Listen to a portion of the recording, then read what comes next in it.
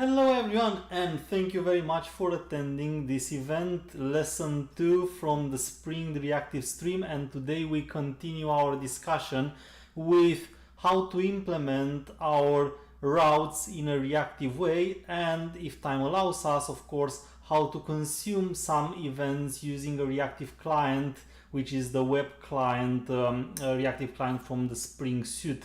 In the first lesson, we already discussed and you've seen how to implement the routes for a reactive application similar to endpoints in a normal Spring MVC application. You can do that, of course, and I wouldn't even advise not to do it in that way, since a lot of us are very comfortable with using that approach because it's very similar to what we are used from non-reactive applications. But what you will see is that with this lesson and with the next ones, the reactive way of implementing application is more linked to a functional approach. So being that way, you or say not necessarily you, but most developers that implement reactive applications also feel more comfortable, or with time they feel more comfortable to have a functional approach in also exposing the routes rather than the normal REST controller endpoint approach that we've been used in the previous lesson. So what will we actually do in this lesson? We won't have any more database. Last time in the first lesson I wanted to just give you a taste of endpoint to database, so endpoint to data source kind of application. We will come back to that in a future lesson, but in this lesson we will mostly focus on an alternative way to exposing routes that we will frequently see with reactive applications, and to consuming the events provided by a reactive app. So that's basically it. Hope you will enjoy the lesson. So you already have my screen shared, and we need to start working on something, because otherwise I don't know how else can I explain you better what happens in here. So let's just create a new project that I will then put on my GitHub account. So I honestly forgot how were we naming. So let me search on my GitHub account very fast and see something with Spring Reactive. I guess that was the way we were naming them. So Spring Reactive, because I want to follow. So it's this way. Okay, so it is SRC1 E2. So sorry, it's other way around, C2 E1, which means course 2 example 1. And I will as usual put this on my account. So not that it matters, but we can use Java 17 just because it's the latest. It won't affect you either way. You can basically use Java 8 if you want, so it's the same thing in terms of what we discuss, but I always use the latest version. So search for reactive, and the only dependency that we basically need for this lesson is the Spring Reactive Web dependency. Remember that last time I also added the Spring Data R2DBC, and I also needed, of course, a MySQL driver because I was connecting to a data source. But as stated at the beginning of this lesson, today we only focus on exposing routes in a reactive fashion and consuming events from routes. We won't focus on the data source, so we will skip that and we will come back to it in a future lesson with a complete application. So I don't think I need this example, it's an older one I have here, so I will just start a new example. Or see, we can, if you really want, go back to our POM XML and see that you don't have something else aside from the web flows dependency and the starter test dependency that is automatically added, and the reactor test dependency, which are the test dependencies. But today we don't discuss about unit and integration tests, so we don't care about those. I have to wait a bit for my IntelliJ to index everything so that I have the classes and everything that I need, and then the only thing I need to, of course, do is start implementing something. So what we will do is we will simulate having a data source, and say we have products, which will be very simplistic representations. In our case, I will create a model class for everyone to be aware of what we are doing. So right click, package, and say model, and inside it I will define how a product looks like. And to be as simple as possible, my product will only be defined by a name in this case. So I will just say private string name, and then of course, to have a way for setting that name, let's create a setter and then a getter. So it's a very, very simple model class. And we can assume, like in any other application, that we have use cases, because at the very end, the whole idea in application is that you have a use case and you want to expose it somehow. So now we have a use case and we want to expose it using a reactive route. In this case, we need to have a service class, because we know that the service classes are those in which we define use cases. So methods of a service class usually define use cases in any kind of an application, be it reactive or not. So services, and then I need a service that will kind of represent my very, very simple use case. I will name it product service. Usually service classes in a Spring application are annotated with the stereotype at service annotation, so that we put an instance in Spring context and we know that is a service. And in my case, I will just assume this is a very simplistic endpoint that collects some data about products from a database and expose it further. Maybe we will assume something also happens and we will create a fake delay for each product to just imagine that something happens with each product, it is processed somehow.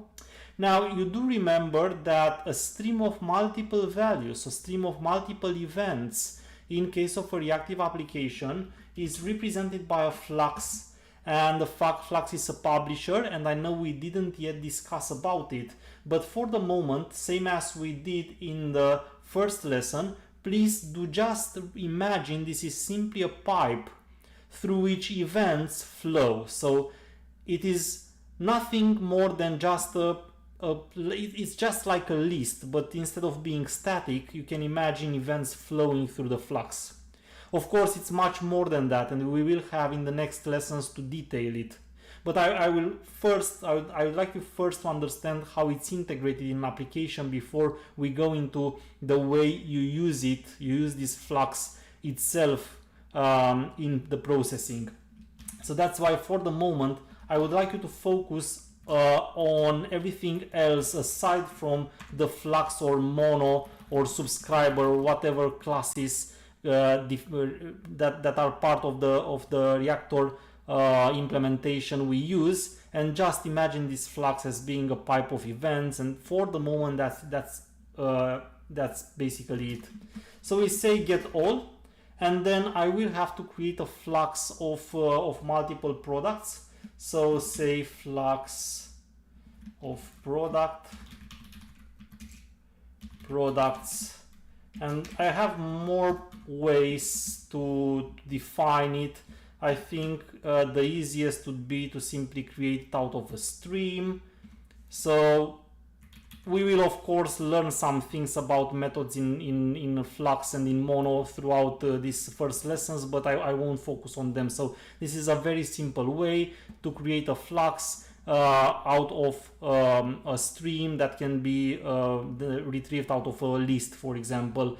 And I won't focus on this because usually you would directly get the flux, for example, as you've seen in the first lesson, from the repository when you query the database. So that's not that important for the moment. Just what I'm doing here, the only thing that's important to understand here is that we create a flux of some products, and I will define a couple of products and I will create the flux of that number of products. So say var p1 new product, which is a beer, and say p2 is new product. And guys, don't forget that you have a live chat there, and I always keep an eye on the live chat. So if you feel you want to ask something, please do that. I don't know what's wrong with my keyboard. So if you have something to ask, please do that in the live chat, and I will try to answer it. Of course, if possible, something that is to the point of the lesson. So see p1 and p2, and then take a stream out of it and transform the stream into a flux, and then return this flux of products. And I'd like to have something more than this. So aside from this, I think I would like to say delay elements with a duration of seconds, say 3. So that means simulate something happens with each product. So it's because if I wouldn't do that, then you will see everything instantaneously, and it's difficult to observe the reactive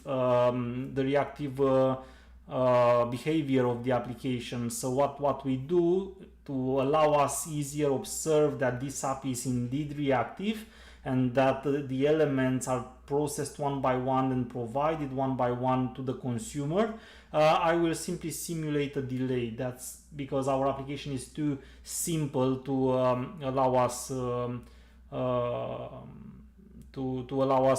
see the reactive behavior, since we just have two objects, very simple objects, and we just return them. You don't have another way to do that. So this is the use case implemented by a method. We get some products. Imagine we get them from a DB.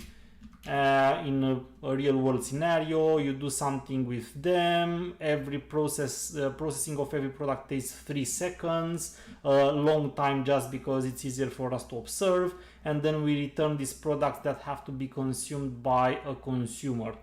And we want to provide this to the consumer. In the previous episode, in the previous lesson, you learned that you can simply just create a controller for that. So we were creating a controller class, we were annotating it with at rest controller, we were using the get mapping annotation, or depending of course on what HTTP method you would like to use, post, put, delete. Anyway, you were using the normal annotations that you've been used to with from the non-reactive applications, and you've seen that you can do that as well. So it's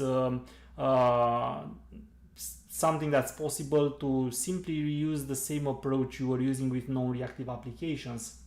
But today it's about an alternative way to expose it, and I will show you how to expose this using a router function. So a router function is defined as a bean. One of the ways in which you can implement this is by creating a class that's implementing router function, and that's annotated with a stereotype component. But I've rarely seen this case to be used. Usually you have a configuration class, and in the configuration class you define the router.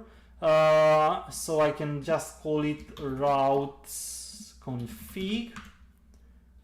To be a configuration class, I annotate it with that configuration, and then I create a bean of type router function, and this router function needs to have a server response contained.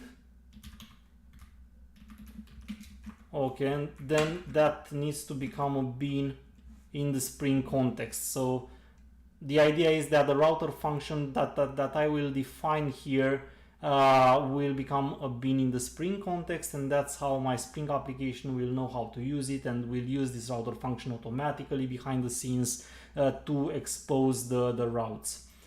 So then what I'm going to do is create a router function, which is pretty easy, using the maybe it's not a good idea, let's say router, just to avoid confusion.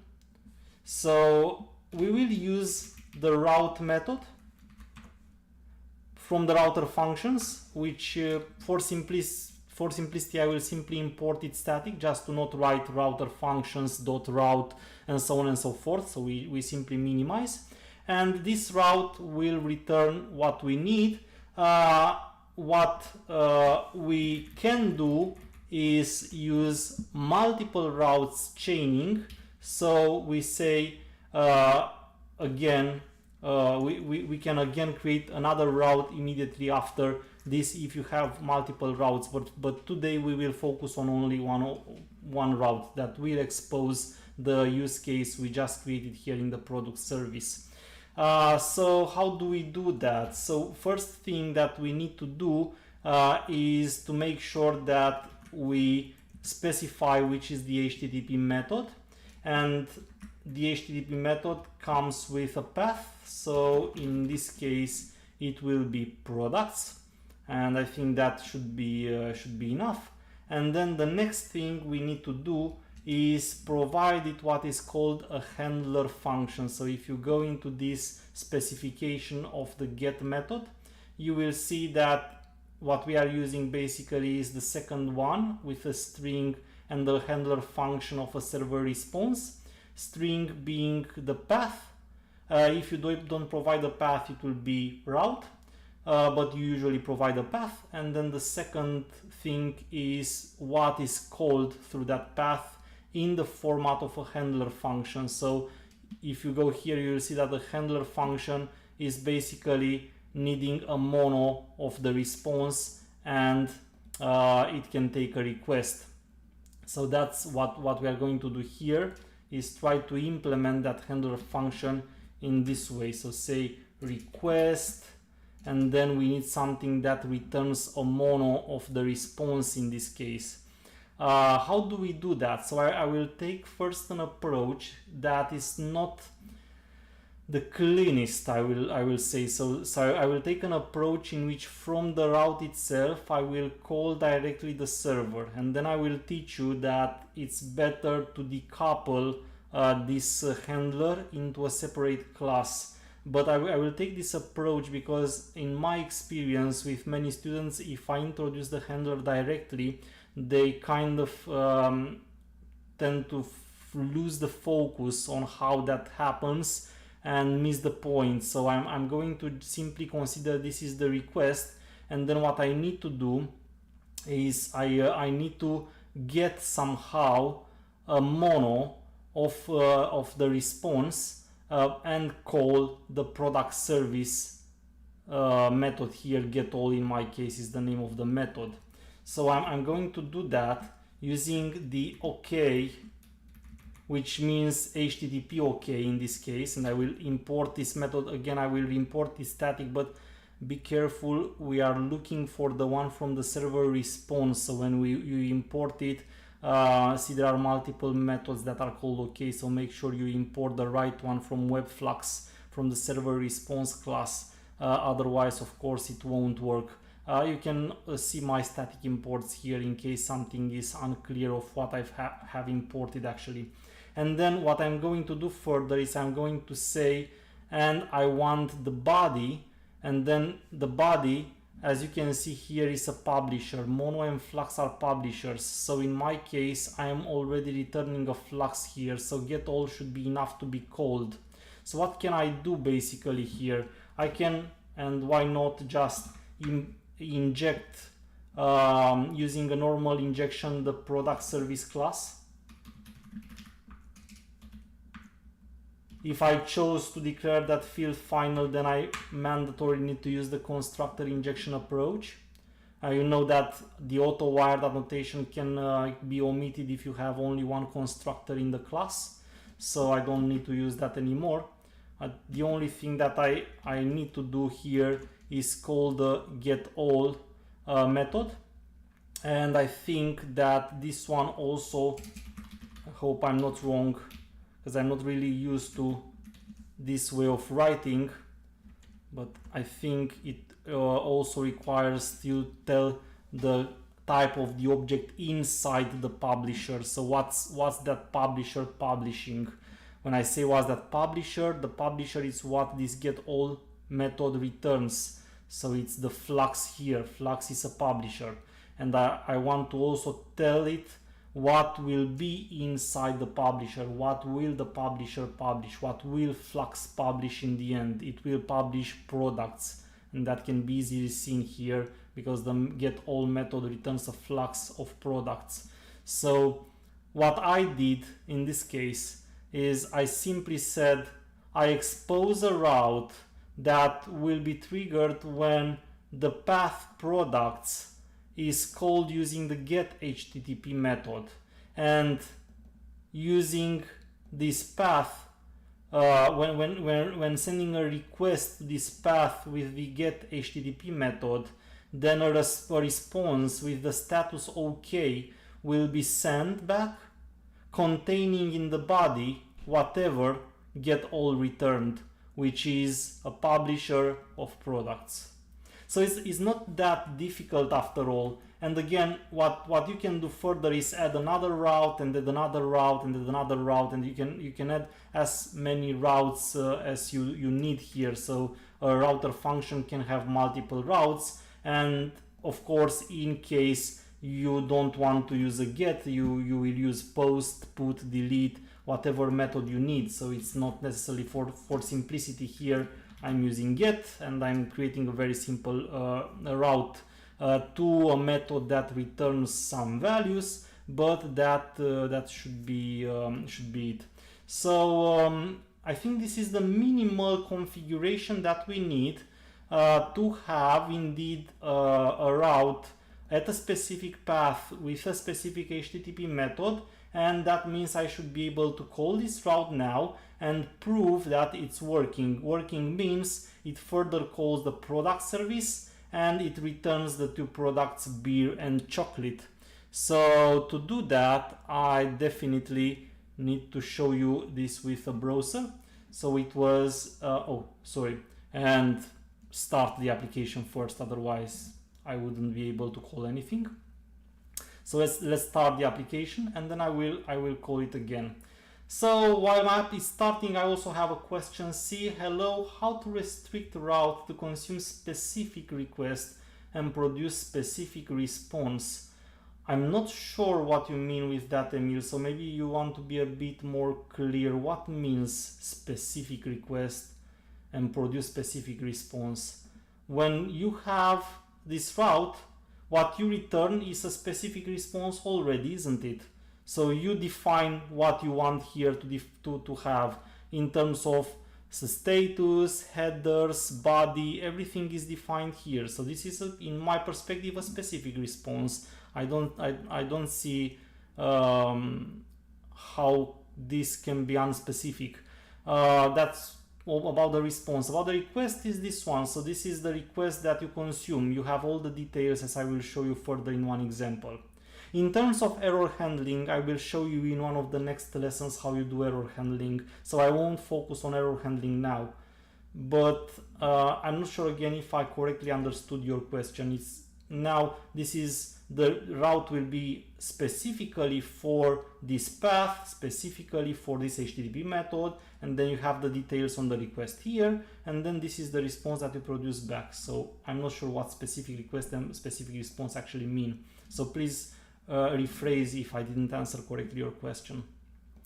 So did it start? Didn't I press the start button? I think I didn't press the start button.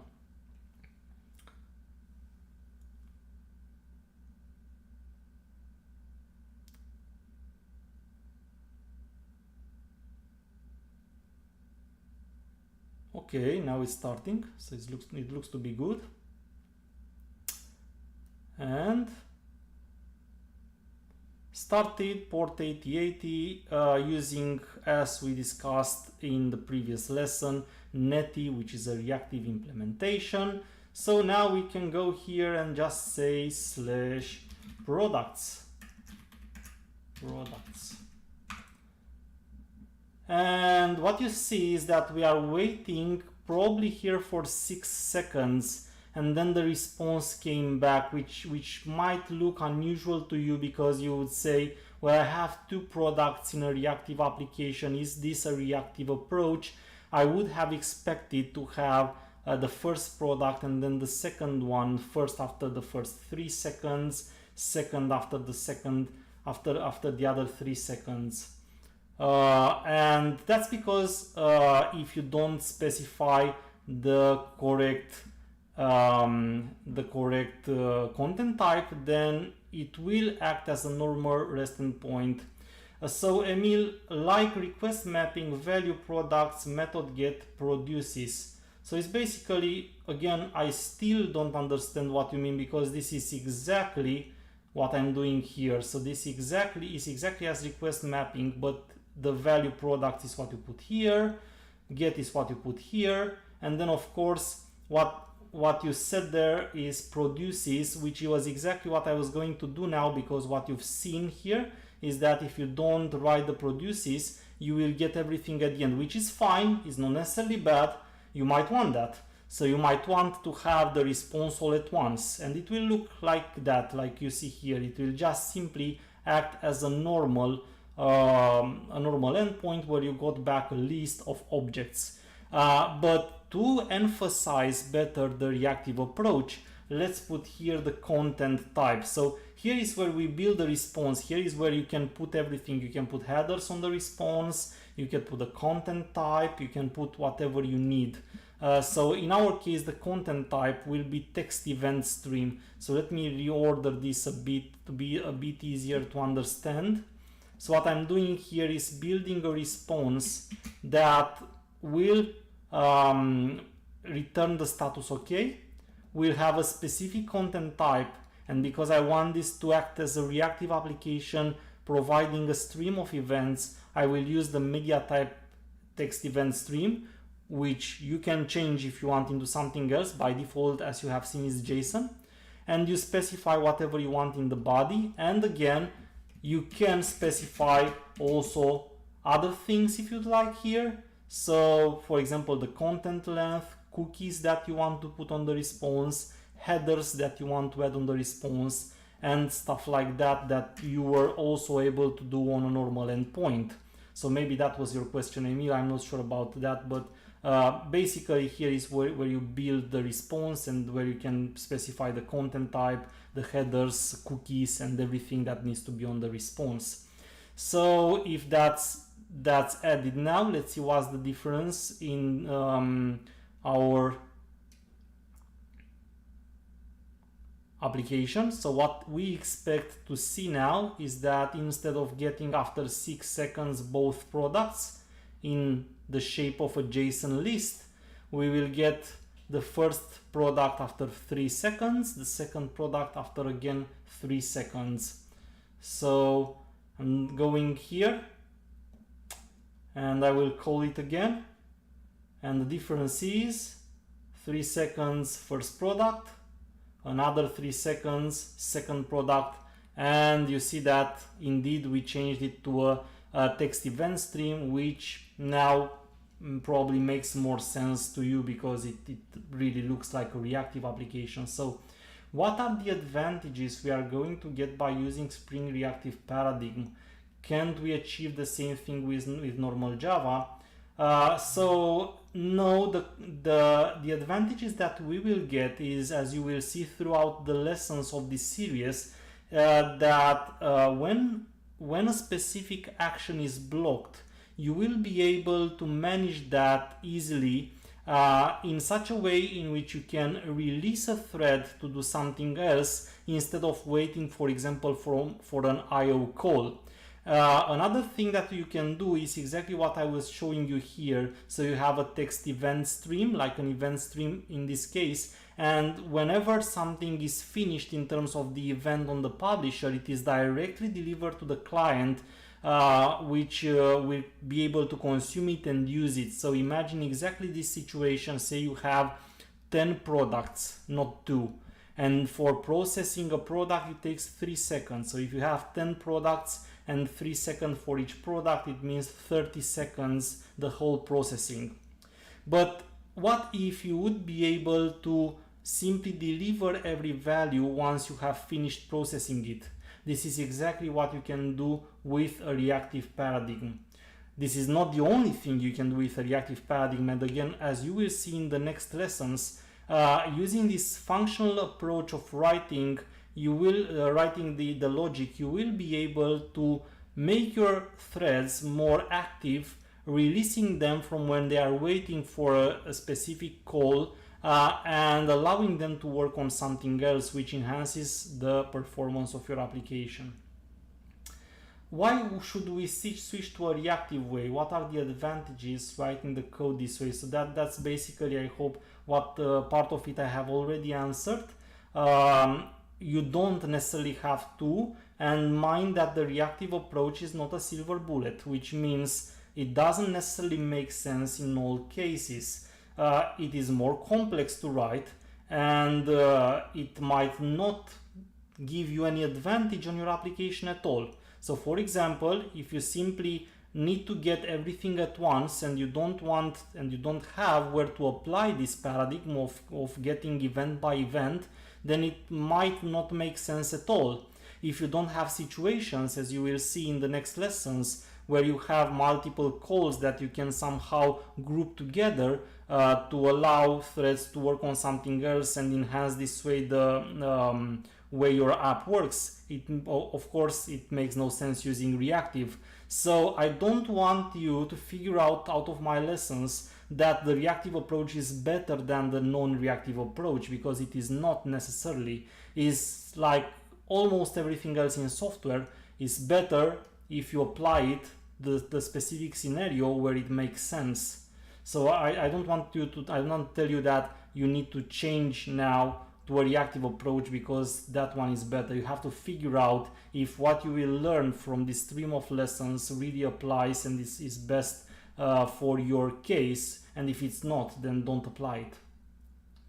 So is there an advantage using reactive over async in Spring? I don't think we can compare those two. So let's continue with the lessons, because you will figure out that async is not the same as reactive. We cannot compare them. So that's something that something I cannot answer. It isn't the same. No, it's basically not the same.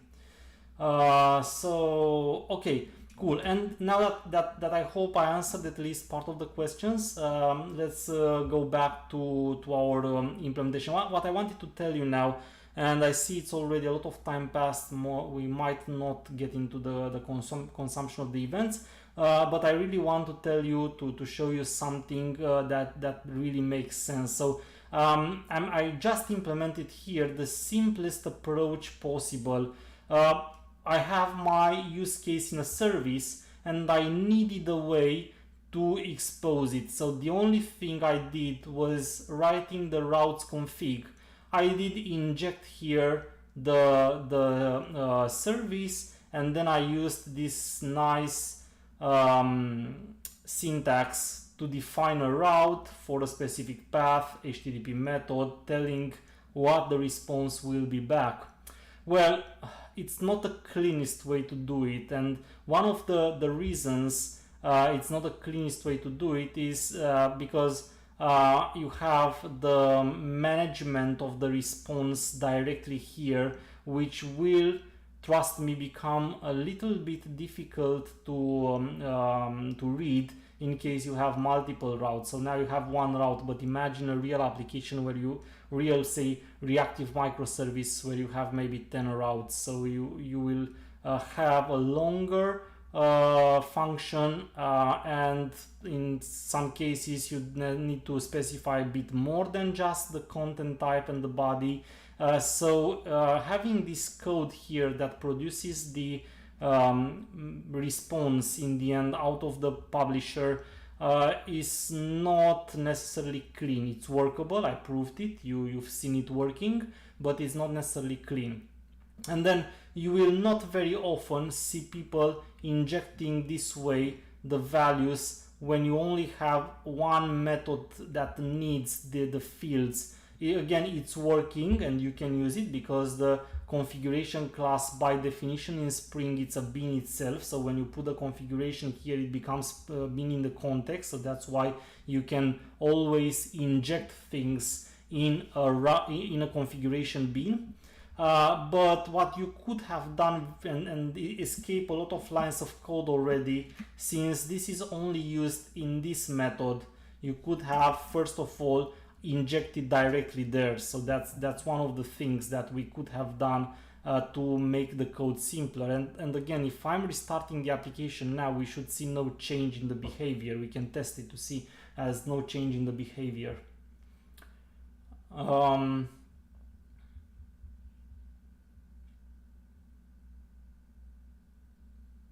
It's just we auto wire it through the bean method parameters. So I'm going back here, and you will see that after 3 seconds we get one product, after another 3 seconds we get the second one. So it's working the same. Then the next thing we need to do is somehow think about if we are not mixing some responsibilities here. So it's definitely the use case definition is in the service, which is fine. It's totally fine. We will always have the use case starting from a service class. But what I didn't like here is that I mixed the route definition with the creation of the response. So in my perspective, and you will see that in many approaches, many developers prefer to refactor this code out of the route definition and into a separate class, which is called handler. Basically, we call that function the handler function anyway. So that's why if you implement it as a separate bean, you can call that bean handler. So what I will do here is create a separate package, handlers, and inside the handlers package, what I will simply do is extract this code. So I just want to extract it to make the code easier to read, so for clean coding purposes. And I will recommend you do that in a real world application, and you will also see that in other examples. I started more simplistic because I wanted you to understand what happens, but I will now complicate a bit my application, separating the responsibilities but making it cleaner. So how do we call this? Product handler, and I make it component. And if I can now inject here the service, product service. I prefer using, and I do recommend you use always the constructor injection. I know that's not the case for everyone, and there is a debate out there, but I prefer using Lombok to remove completely the constructor in real world applications.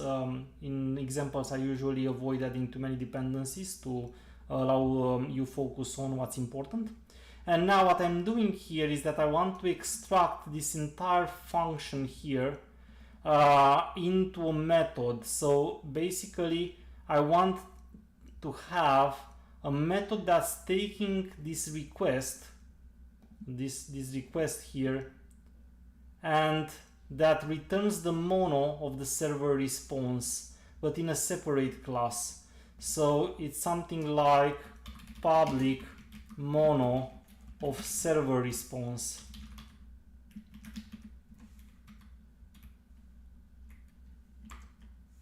Get all, and this takes the server request and it returns product service get all. Well, it's not basically product service get all, it's what we wrote here, but you got the idea.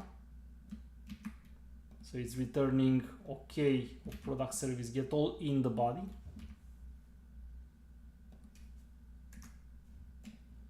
Okay, and you will see that in this case the request is not used, but the reason I added it here is because in a real world application, or maybe not necessarily even in our examples when they will become more complex in the next lessons, we will use the request, where you can have a request body, you can have request attributes, you can have request headers, and so on and so forth. So in this specific example, we won't use the request because we don't have any path variables.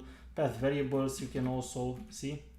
So we don't have now any path variable, query parameter, or body in the request that we could use, but in a real world scenario, we do use that.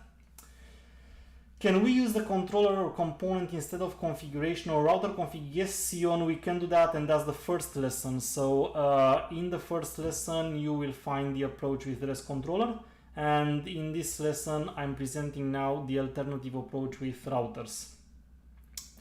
I hope that answers your question. Good. So now what I'm doing is, instead of the product service, I'm using the handler. So, oops, where was I? Here I'm injecting the product handler, and then I will say request product handler get all of request. And then what you might remember from Java fundamentals is that when you have the same, in a lambda expression, the same parameters on the right, on the left and on the right in the same order, then you can remove this one here, you can remove this one here, and instead you use this operator, which makes it even more readable. So you see how big deal we did here, because now imagine that, again, this route is a very simple one, and in our application we have only one route. But you could have, first of all, you could have had multiple things to add to the response, and you could have had things to take from the request. Now what we did is completely extract everything related to managing the request and the response in this method. In the configuration class, we only have now the definition of the function, which basically only defines the routes. So it just says, for HTTP method get and this path, do this, and it's completely hidden. It's like a black box. It completely hides how the request and the response is managed. And now we have a separate class where we define exactly how the request and the response are managed. And of course, in order to get the data it needs, the handler will call the service, and the service further will execute the use case and will process the data, and eventually will return data, like in our case. So again, if I run this, you will see that nothing changed in terms of how this works.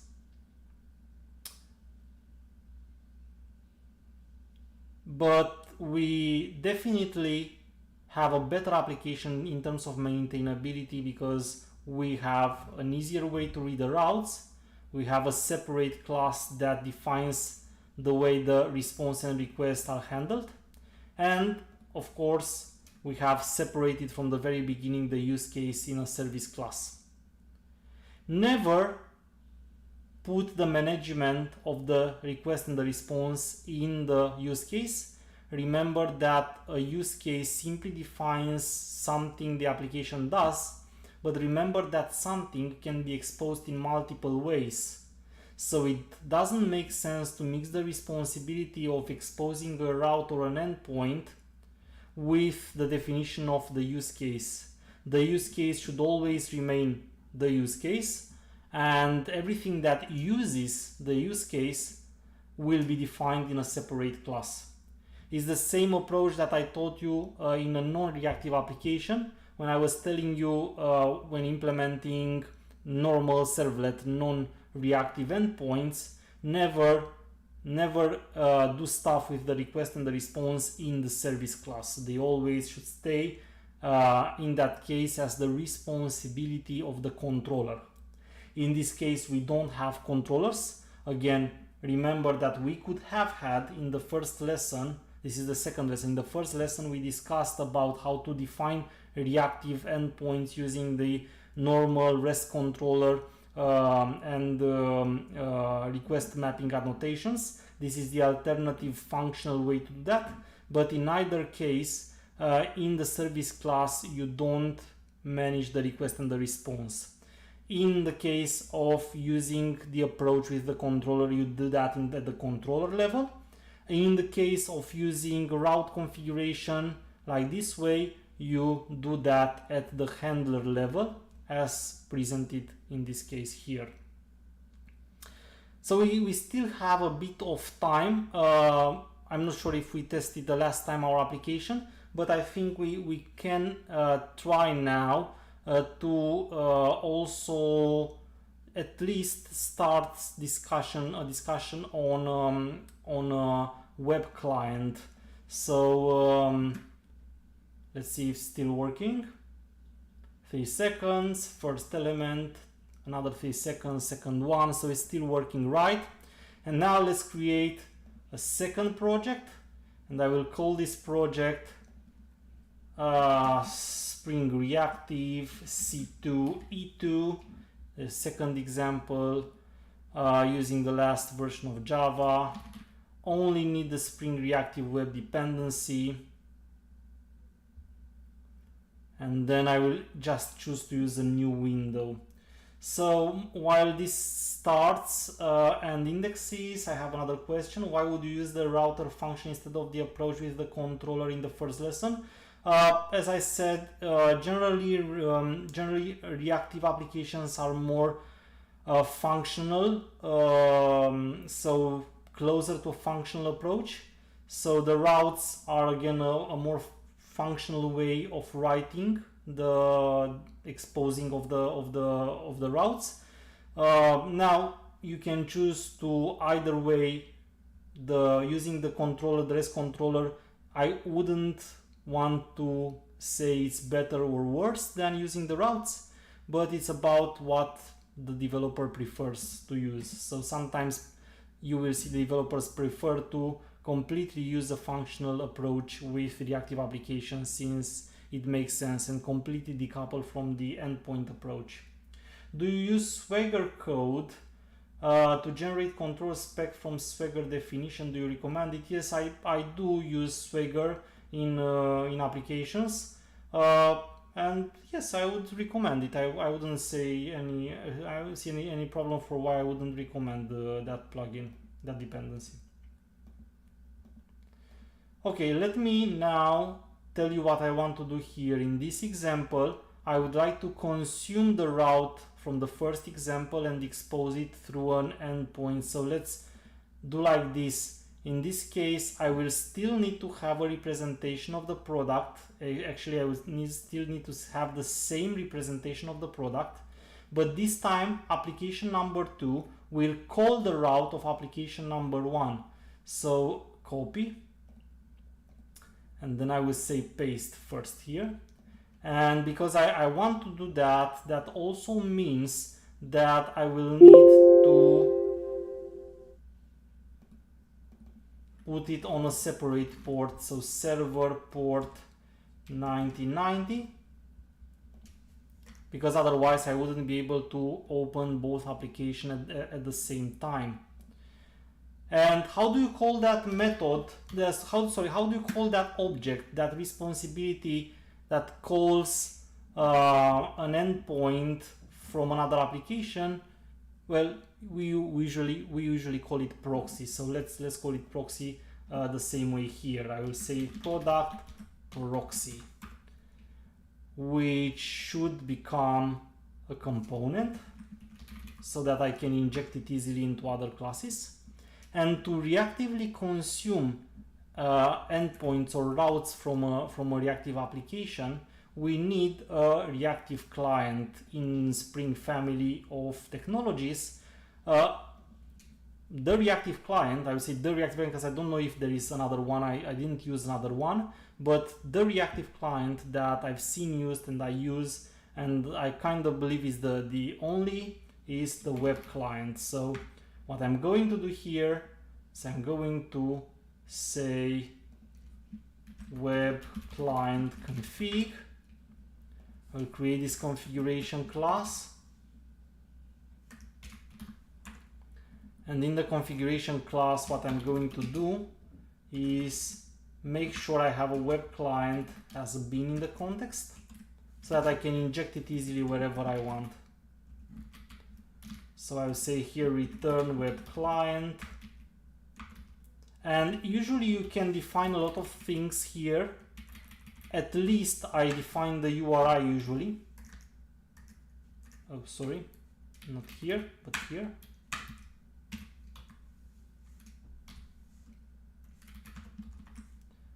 And when you do that, because any URL is dependent on the environment, I do recommend you put it in the properties file so that you can change it depending on the profile you use when you run the application. So I will say here products service base URL, which in my case happens to be HTTP localhost 8080. Okay, maybe I can say something like that, and then I say private string base URL, and I use the value annotation to inject the value of the property.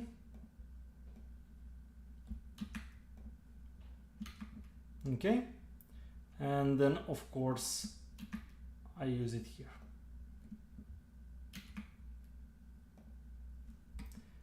Okay, yes, Emil, nesting routes will come later, so I usually prefer to take examples from very simple and that step-by-step things. Otherwise, I see a lot of people giving complex examples. I don't know if they work with many people, but in my experience, at least with my students, it works better if I take the examples one by one rather than directly going and showing everything in 1 hour of how Spring Reactive works, and then nobody understands anything. So yes, I promise in this series of lessons you will step by step with examples learn everything. Okay, cool. So what I want to do now is in the product proxy here, I'll just say public flux of product, because that's what I want to consume in the end, and say get all. And then I'm going to inject the web client here.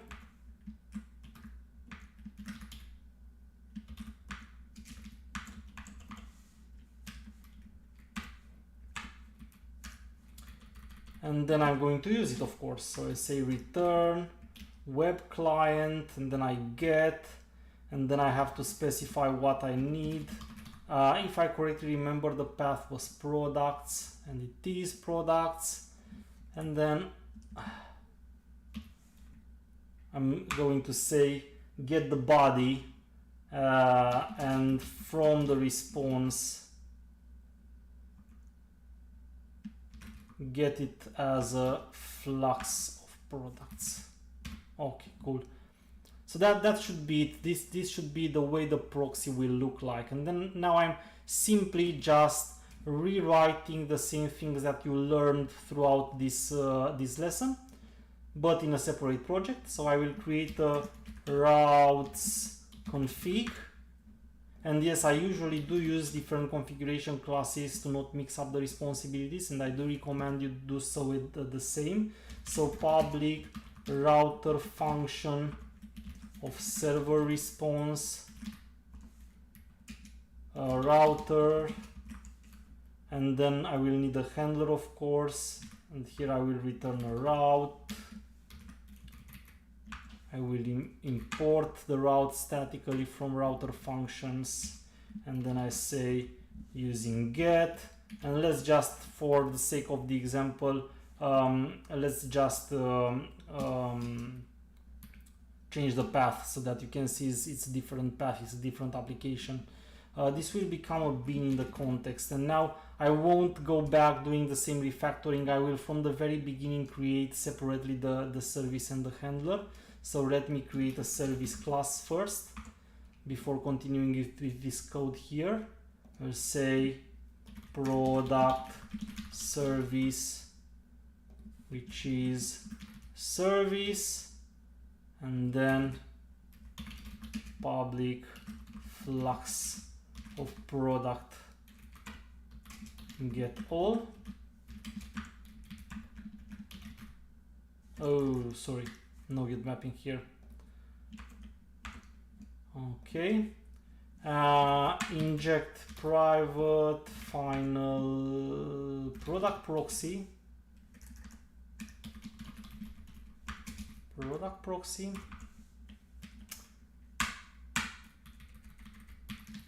return proxy get all.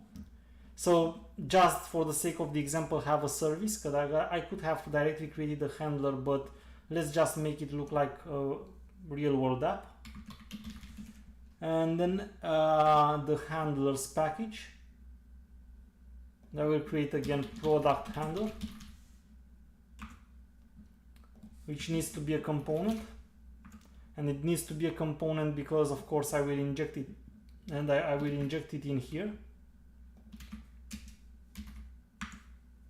where I will need to basically use it here where I didn't write the parameter yet.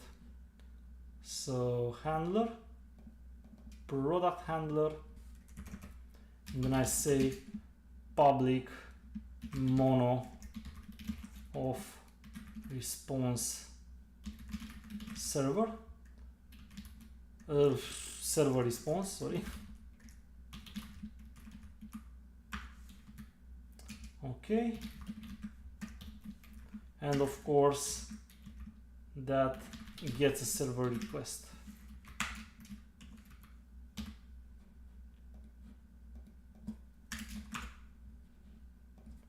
Okay, and say now I inject here private final product service through the constructor. And I'm going fast with this implementation just because I did already show it slower in the first part of the lesson. Okay, so if you joined later, I'm not usually that fast when I teach, but now I'm just finalizing this application because it's the second one and I just want to prove how web client works.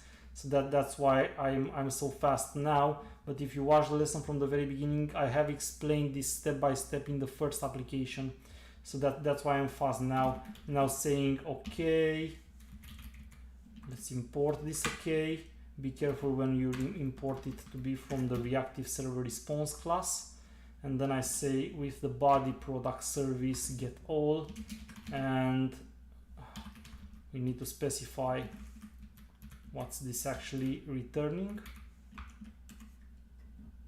Okay, and now finalizing everything with the product handler get all, and of course the very end we need to call the build method, and that should be it. So that should be the second application. If I didn't miss anything, which might happen from time to time,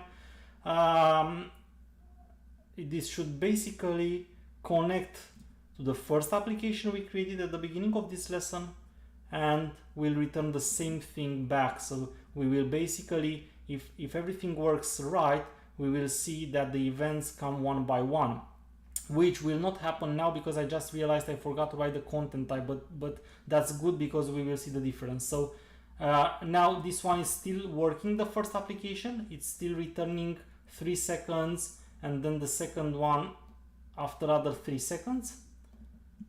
And now if I'm going to say 90 and in the second up, I think the route was all or something like that. And I call it now. Oh, we have a problem. that's not something I expected, so it means I actually did something wrong, but I don't know what I did wrong. So that's not exactly what I expected. It means that so I'm calling here get all from the proxy, get all web client products. Okay, this was my mistake, sorry for that. So I'm restarting now my application, just wait a bit. I'm still not adding the content type because I want to show the difference. So it's good that I forgot the content type. It's not good that I missed the S here, but I found it and corrected very fast. And I'm going to call this again, and after 6 seconds we wait for 6 seconds, and then everything will come back in a list, which is expected because even though the first application is reactive, we didn't consume it. We consumed it in a reactive way here, but we didn't expose it in a reactive way further. So it's not the client the problem, because the client does consume it reactively, as you will see, but the handler here doesn't specify the right content type. So if you want to have it as events, then you need to specify you want to have it as events, otherwise it will not come as events. So let's restart the application now and finally prove that everything works as we expected, which is the example that I will use to end my lesson of today. So again, localhost 9090 all, and I'm calling it, and I wait for 3 seconds, and I see the first product, and I wait for another 3 seconds, and I see the second one. So that really means that my two, call them microservices, even though it's just for the fun, because it's just two applications in my example. You have the first one calling the second one, processing it, delivering the first product, and then this one delivering to Chrome the product. And then after 3 more seconds, when this one finishes to process the product, again the same thing. So you see, in case of a reactive application, we can use this event streaming combined with the way we think about the objects that we use no longer as simple objects of data, but events themselves. So we can use this approach where instead of packing everything and delivering it all at once after processed, once you've finished processing a very small chunk of information, you can already deliver it to whom needs it. And that's exactly what happens here. But in order to be able to use this approach, you need to both have a server implementation in a reactive way, but also consume it in a reactive way. Because if I wouldn't have used here web client, which is a reactive client implementation, then I wouldn't have seen the values coming one by one as events. They would have still be sent all at once. So when you design an architecture for this kind of a system, you need to make sure that the applications can communicate properly one by one, otherwise you might not get in the end all the advantages that you would expect. Cool. That's everything for today, guys. See you for the next lesson, where we'll also discuss how to take into consideration error handling for consuming events. I hope you enjoyed the lesson. Thank you very much for all your questions, and mono and flux. And yes, I will explain also the difference from mono and flux, but as I stated multiple times in the lesson, please at the moment just focus on what I'm teaching, and I promise you that at the very end you will find everything. I hope you enjoyed the lesson. Have an excellent time for learning further, and see you in the next lessons. Cheers, bye bye.